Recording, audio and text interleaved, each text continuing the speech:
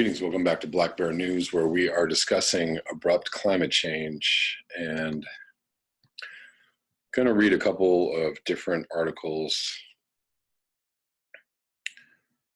talking about where we're at and where the IPCC thinks we're at.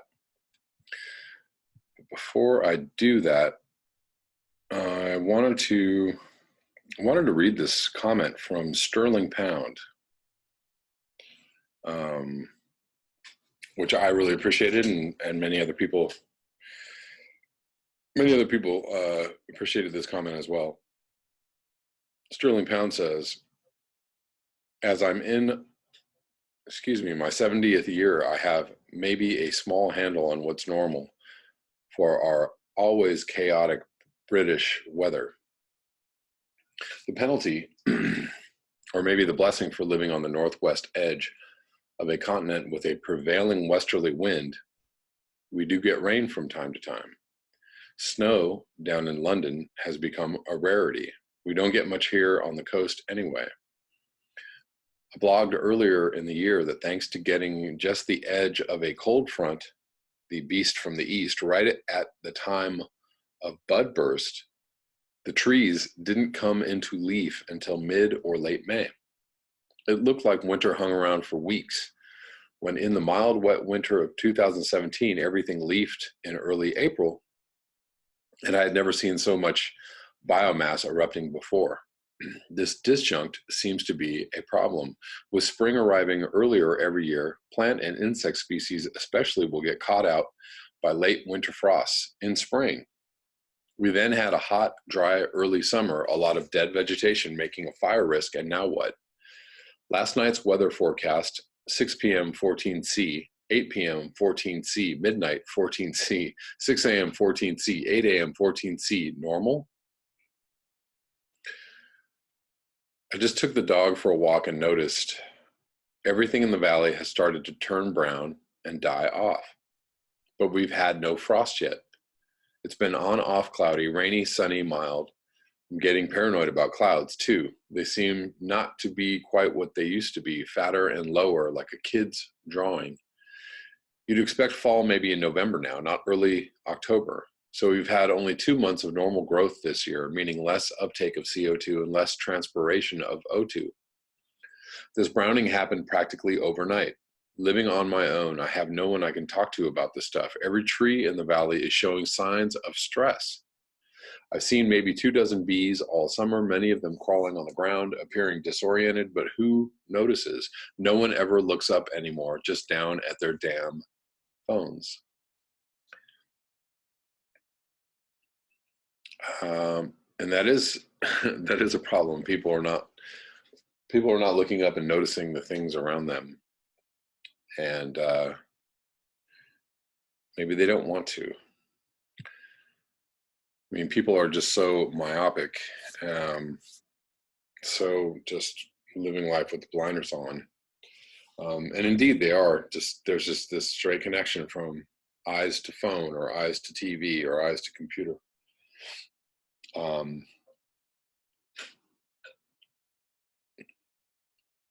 And if you actually, looked at the sky and looked at the clouds, or looked at the trees, or looked at,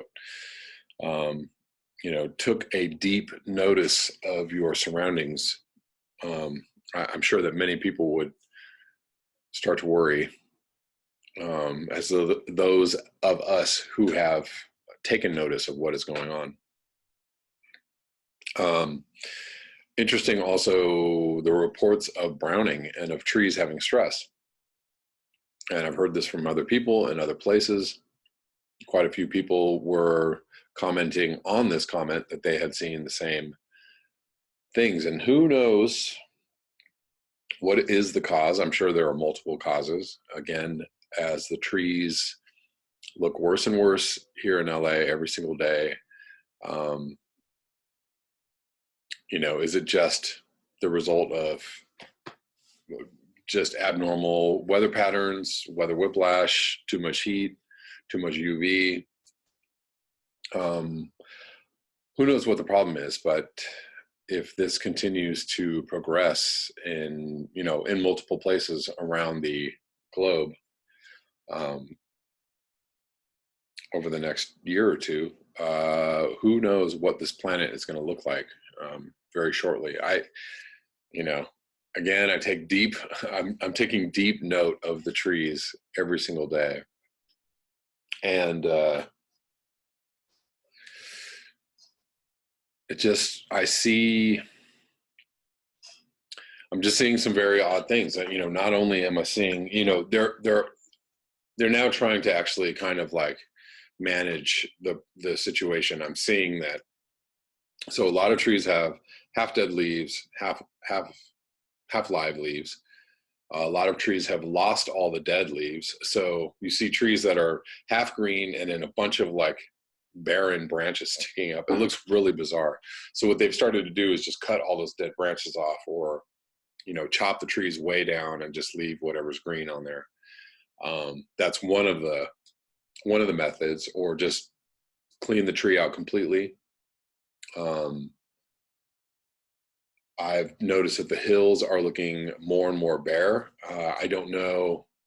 It looks as if there's just, if they're clearing just foliage or brush or trees or whatever, dead trees and brush off of a lot of the hills, although I don't see anybody actually doing this. So it's hard for me to, to question whether or not I'm imagining things, because I'm just noticing lots of bare brown patches on the hills where there used to be lots of green, or at least sparsely green trees in the area. So now there's just like wide swaths of brown. Someone asked me to take a picture of the trees around Dodger Stadium, and I will try to do that. I will also I'll just do a little more documenting in the next couple days, and hopefully I can get some pics for you guys, or some videos, whatever will work. All right, so starting with this article that came out on October 4th from the Washington Post by Chris Mooney and Brady Dennis. Climate scientists are struggling to find the right words for very bad news. I'm struggling to read the words on this page. Representatives of more than 130 countries are trying to reach consensus on what it would take to limit global warming to just 1.5 C. In Incheon, South Korea this week, representatives of more than 130 countries and about 50 scientists have packed into a large conference center going over every line of an all-important report. What chance does the planet have of keeping climate change to a moderate, controllable level? When they can't agree, they form contact groups outside the hall, trying to strike an agreement and move the process along. They are trying to reach consensus on what it would mean and what it would take to limit the warming of the planet to just 1.5 degrees Celsius, or 2.7 degrees Fahrenheit, when 1 degree Celsius has already occurred and greenhouse gas emissions remain at record highs. It's been the biggest peer review exercise there is, said Jonathan Lin, head of communications for the United Nations Intergovernmental Panel on Climate Change that involves hundreds or even thousands of people looking at it. The IPCC, the world's definitive scientific body when it comes to climate change, was awarded the Nobel Peace Prize a decade ago and has been given what may rank as its hardest task yet. It must not only tell governments what we know about climate change, but how close they have brought us to the edge, and by implication, how much those governments are failing to live up to their goals for the planet set in the 2015 Paris Climate Agreement.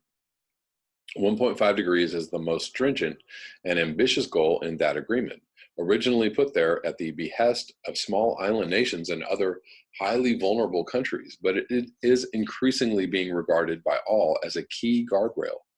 As severe climate change effects have been felt in just the past 5 years, raising concerns about what a little bit more warming would bring. Half a degree doesn't sound like much till you put it in the right context, said Durwood Zalke, president of the Institute for Governance and Sustainable Development. It's 50% more than we have now. The pledges countries made during the Paris Climate Accord don't get us anywhere close to what we have to do. That is a big old ding, ding, ding. The idea of letting warming approach 2 degrees Celsius increasingly seems disastrous in this context. Parts of the planet, like the Arctic, have already warmed beyond 1.5 degrees and are seeing alarming changes. Antarctica and Greenland, containing many feet of sea level rise, are wobbling. Major die-offs have hit coral reefs around the globe, suggesting an irreplaceable planetary feature could soon be lost. It is universally recognized that the pledges made in Paris would lead to a warming far beyond 1.5 degrees, more like 2.5 or 3 degrees Celsius, or even more. And that was before the United States, the world's second largest emitter, decided to try to back out. The pledges countries made during the Paris Climate Accord don't get us anywhere close to what we have to do, said Drew Shindell, a climate expert at Duke University and one of the authors of the IPCC report. They haven't really followed through with actions to reduce their emissions in any way commensurate with what they profess to be aiming for. The new 1.5C report will feed into a process called the Talanoa Dialogue, in which parties to the Paris Agreement begin to consider the large gap between what they say they want to achieve and what they are actually doing. The dialogue will unfold in December at an annual United Nations climate meeting in Katowice, Poland. Katowice? I have no idea. But it is unclear what concrete commitments may result. At issue is what scientists call the carbon budget. Because carbon dioxide lives in the atmosphere for so long, there's only a limited amount that can be emitted before it becomes impossible to avoid a given temperature, like 1.5 degrees. And since the world emits about 41 billion tons of carbon dioxide per year, if the remaining budget is 410 billion tons, for example, then scientists can say that we have 10 years until the budget is gone and 1.5C is locked in. But what they're not saying there is that much more is already locked in.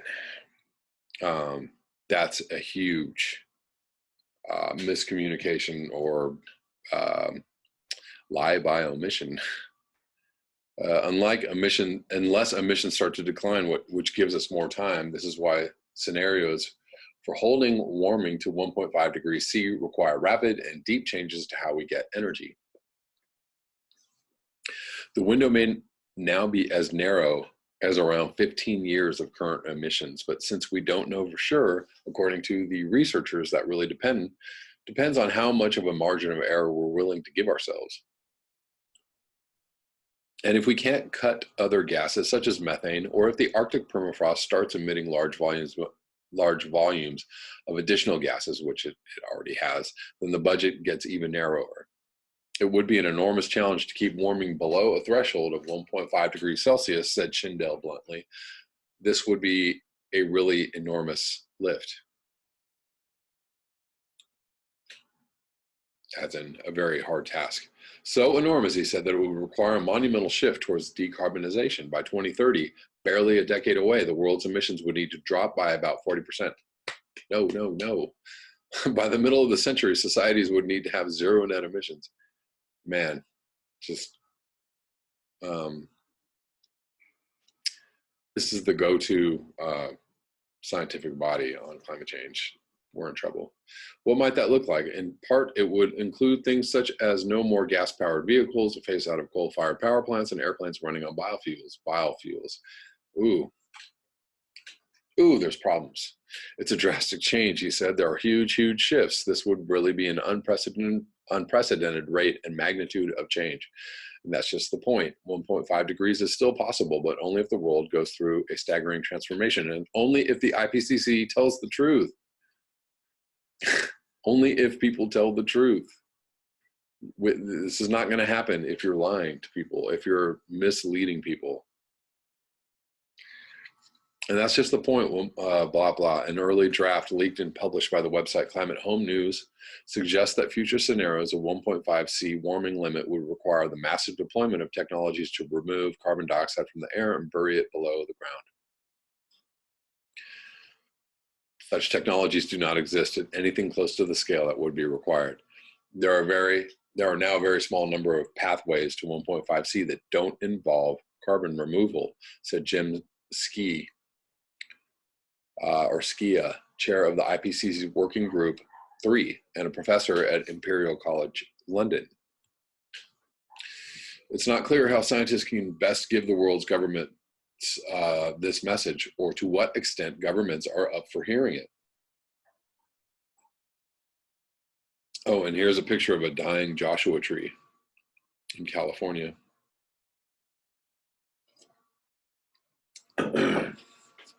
That's a dead Joshua tree. An early leaked draft of the report said there was a very high risk that the world would warm more than 1.5 degrees, very high risk, quote unquote. But a later draft, also leaked to Climate Home News, appeared to back off, instead saying that there is no simple answer to the question of whether it is feasible to limit warming to 1.5C. Feasibility has multiple dimensions that need to be considered simultaneously and systematically. We'll get to considering. None of this language is final. That's what this week in Incheon, intended to get the report ready for an official release on Monday, is all about. I think many people would be happy if we were further along than we are, the IPCC's Lin said Wednesday morning in Incheon. But in all the approval sessions that I've seen 5 of them now. That has always been the case. It sort of gets there in the end. All right. By the way, Kevin Hester sent me the link to that video that I was talking about in my last video, about 100% of vertebrates being gone by 2026. And so I have the link, and I will link it. They actually do delve into some hopium in that video about restoring habitats. But it could happen. The thing is that we have to stop doing what we're doing, and we're not going to stop doing what we're doing very soon unless, billions of people wake up. And the way to restore habitats is to stop doing what we're doing. Because everything that we're doing is destroying habitats at an ever increasing rate. So here is the October 7th update on this story. Temperatures to rise 1.5 degrees Celsius by 2030, by between 2030 and 2052 without rapid steps, UN report.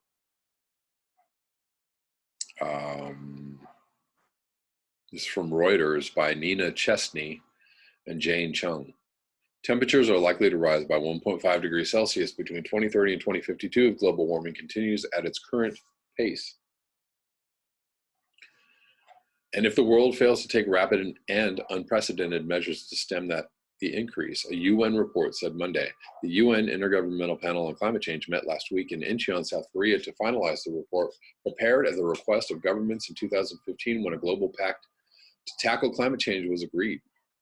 The report is seen as the main scientific guide for government policymakers on how to implement the 2015 Paris Agreement. Well, I'm glad they're getting around to it. The Paris Pact aims to limit global average temperature rise to well below 2C above pre-industrial levels, while seeking to tighten the goal of 1.5C. What does well below even mean? It's just some words, man. There's already been, words are just so such a great panacea, as if they mean anything. There has already been a rise of 1.C since the mid 1800s, as industrialization lifted emissions of carbon dioxide, the main greenhouse gas blamed for climate change. A rise of 1.5C would still carry climate-related risks for nature and mankind, but the risks would be lower than a rise of 2C. The report summary said. Well, what are the risks we're already seeing? What's already happening? Very bad things is what's already happening. So,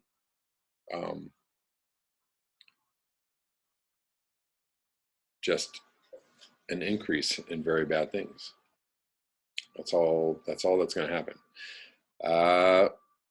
Let's see, meeting the 1.5 C limit required rapid, far-reaching, and unprecedented change in land and energy use, industry, buildings, transport, and cities. It said adding temperatures would be 1.5 C higher between 2030 and 2052 at the current pace. Yeah. So the change in land and energy use, industry, buildings, transport, and city. Here's the change. Imagine a table filled with stuff, and you just take your arm and you go, and you just get rid of all that stuff. That's the change. Be the change you want to see. The target, where are we? The targets agreed in Paris on cutting emissions would not be enough, even if there were larger and more ambitious cuts after 2030, it said. I mean, we're going to get to 1.5 C before 2030, so I mean, I don't know. We're going to get there by 2020. Pretty much everybody is fairly certain, and if they won't say that to you, then they're not telling you the truth. To contain warming at 1.5 C, man-made global net carbon dioxide emissions would need to fall by about 45% by 2030 and from 2010 levels and reach net zero by mid-century. Any additional emissions would require removing CO2 from the air. And I hope somebody is getting on that particular project. Limiting warming to 1.5 C is possible within the laws of chemistry and physics, but doing so would require unprecedented changes, said Jim Skia, co-chair of the IPCC working group, which assesses climate change mitigation. Unprecedented change. The summary said renewable energy would need to supply 70 to 85% of electricity by 2050 to stay within the 1.5 C limit. And we all know how impossible that is, compared with about 25%. Man, they just keep on lying and lying and lying.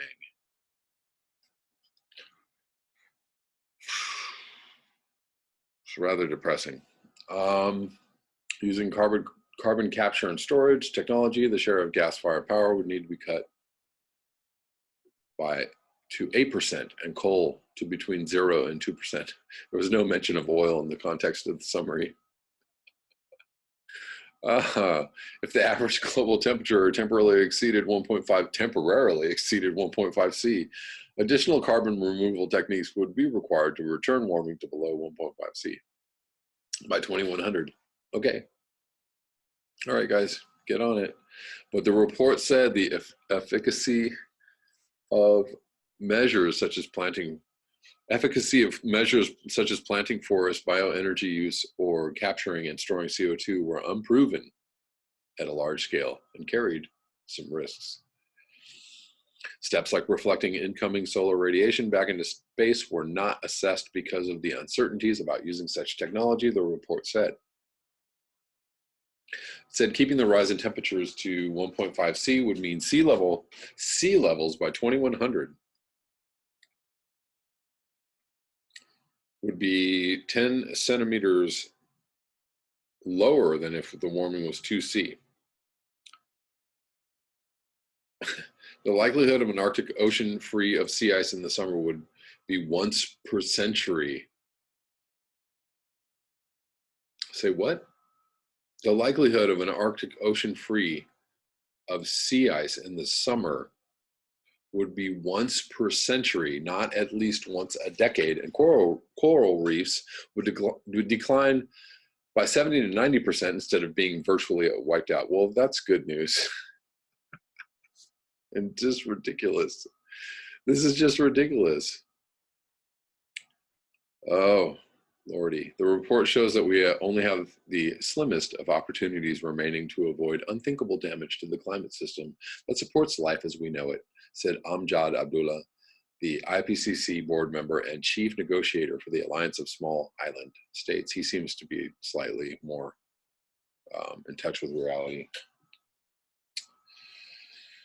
Okay, well, guys, I don't know. I don't know what to say. Well, here's Void linked to this, and we read something on this, or I read something on this. We discussed this, I believe, about the study on climate collapse they don't want you to read yet. And this is from September 30th, 2018. So it's like a synopsis.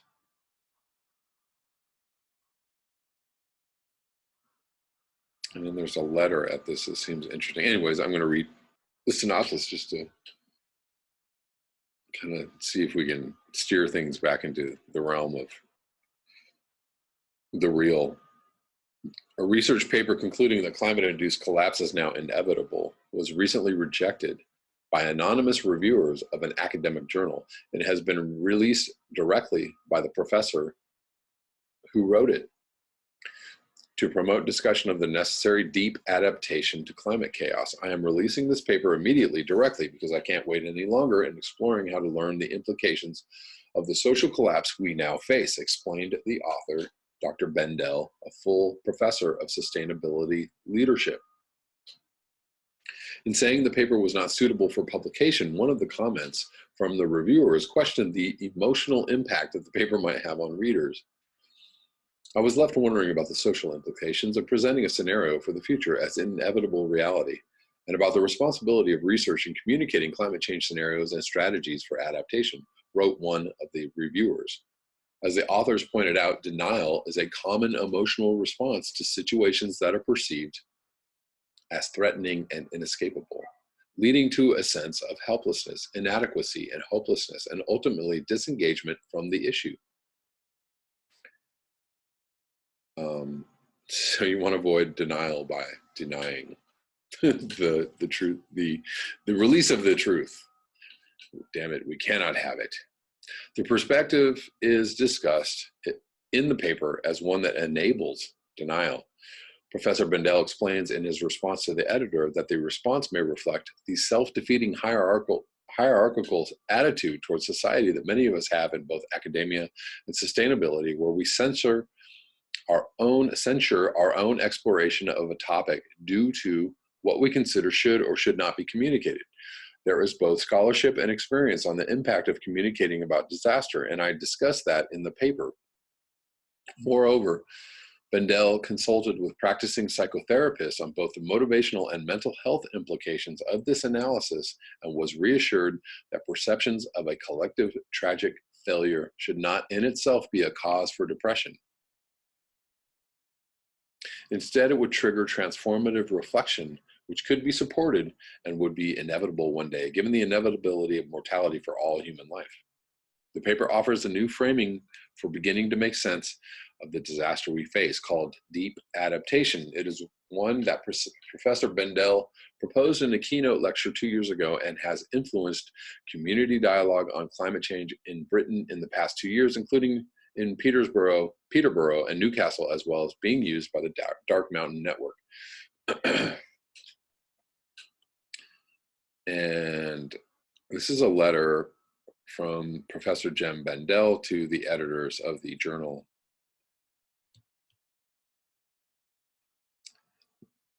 I'm going to read it because it's interesting.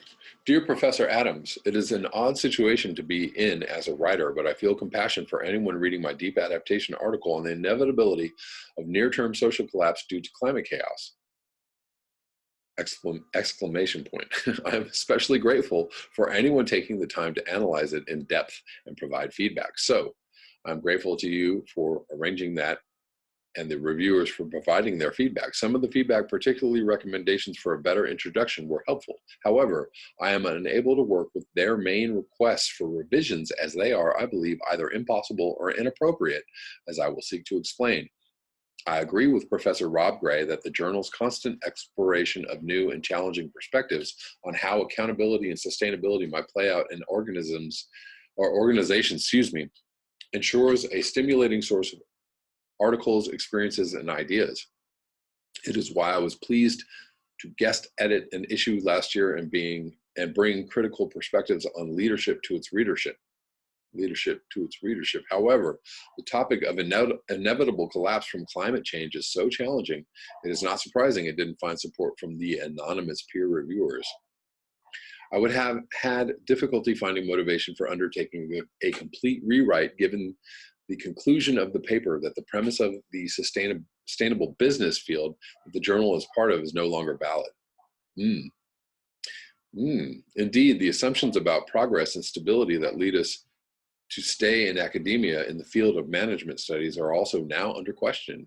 The first referee question, to which literatures does this article actually contribute? It stated that the research question or gap that you intend to address must be drawn from the literature. Continuing that, to join the conversation, you need to be aware of the current conversation in the field, which can be identified by reviewing relevant and recent articles published in these journals. That is the standard guidance I use with my students, and it was both amusing and annoying to read that feedback after having dozens of peer-reviewed articles published over the last 20 years. The problem with that guidance is when the article is challenging the basis of the field and where there are not any other articles exploring or accepting the same premise. For instance, there are no articles in either the SAMPG or Organization and Environment that explore implications for business practice or policy of a near-term inevitable collapse due to environmental catastrophe, including those that mention or address climate adaptation. That isn't surprising because the data hasn't been so conclusive on that until the last couple of years. It is surprising, therefore, that the first reviewer says the paper does not contain any news or significant information. The paper reiterates what has already been told by many studies. The reviewer implies, therefore, that the paper is about climate change being a big problem. But the article doesn't say that. It says that we face an unsolvable predicament and great tragedy when the reviewer says there are not clear contributions that can be derived from this article. And then I wonder whether that is willful blindness, as the article is saying that the basis of the field is now untenable. At a couple of points, I attempted to cut through the unemotional way that research is presented. For instance, when I directly address the reader about the implications of the analysis for their own likely hunger and safety, it is to elicit an emotional response. I say in the text why I express myself in that way, and that although it is not typical in some journals, the situation we face suggests to me that we do try to communicate emotively. The reviewer comments the language used is not appropriate for a scholarly article. The second reviewer summarizes the paper as the introduction of deep adaptation as an effective response to climate change, which suggests to me a fundamental misunderstanding despite it being made clear throughout the paper. There is no effective response. That's true. The reviewer also writes, I'm not sure that the extensive presentation of climate data supports the core argument of the paper in a meaningful way, yet the summary of science is the core of the paper, as everything then flows from the conclusion of that analysis. Note that the science I summarize is about what is happening right now, rather than the models or theories of complex adaptive systems, which the reviewer would have preferred. One piece of feedback from the second reviewer is worth quoting verbatim. The authors stress repeatedly that climate-induced societal collapse is now inevitable, as if that was a factual statement. I was left wondering about the social implications of presenting a scenario for the future as inevitable reality, and about the responsibility of research and communicating climate change scenarios and strategies for adaptation. As the authors pointed out, denial is a common emotional response to situations that are perceived as threatening and inescapable, leading to a sense of helplessness, inadequacy, and hopelessness, and ultimately disengagement from the issue. This perspective is one I discuss in some detail in the paper as one that enables denial. It's kind of saying the same things over and over again. Here we go. Or we've said the same things twice. The trauma from assessing our situation with climate change has led me to become aware of and drop some of my past preoccupations and tactics. I realize it is time to fully accept my truth as I see it, even if partially formed and not yet polished yet for wider articulation. I know that academia involves as much a process of wrapping up truth as unfolding it. We wrap truth in disciplines, discrete methodologies, away from the body, away from intuition, away from the collective, away from the everyday. So as this is my truth, then I wish to act on it as well, and not keep this analysis hidden in the pursuit of academic respect. Instead, I want to share it now as a tool for shifting the quality of conversations that I need to have. Therefore, I have decided to publish it simply as an IFLAS occasional paper. The process has helped me to realize that I need to relinquish activities that I no longer have passion for. In what I am experiencing as a dramatically new context. Therefore, I must step back from the editorial team of the journal. Thank you for having involved me, and congratulations on it now being in the top 10 journals in business, management, and accounting.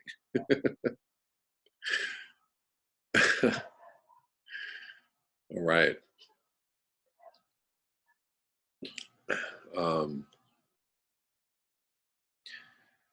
I mean, I guess, you know, if the predicament is, it's a predicament and there's nothing,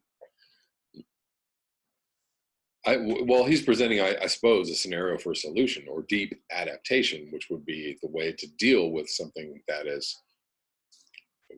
if not inevitable, extremely likely.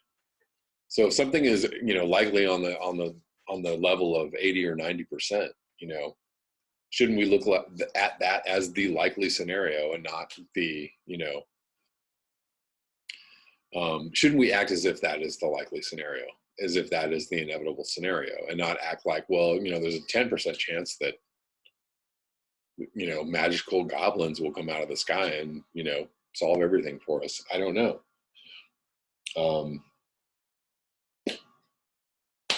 The truth must be known, it must be shown, it must be talked about, it must be engaged with, or there is no solution. There is absolutely no solution. The IPCC is just leading us down the path to destruction. And, you know, all the everyday, just run-of-the-mill climate change believers are going to be like, come on, IPCC, let's go. Let's, you know, let's do what they're telling us to do, you know, when it's absolutely worthless on many levels. That's all I have for you tonight. Thank you so much for your eyes, your ears, and your conscience. If you would like to support this channel, you can do so at the links below. Until next time, peace.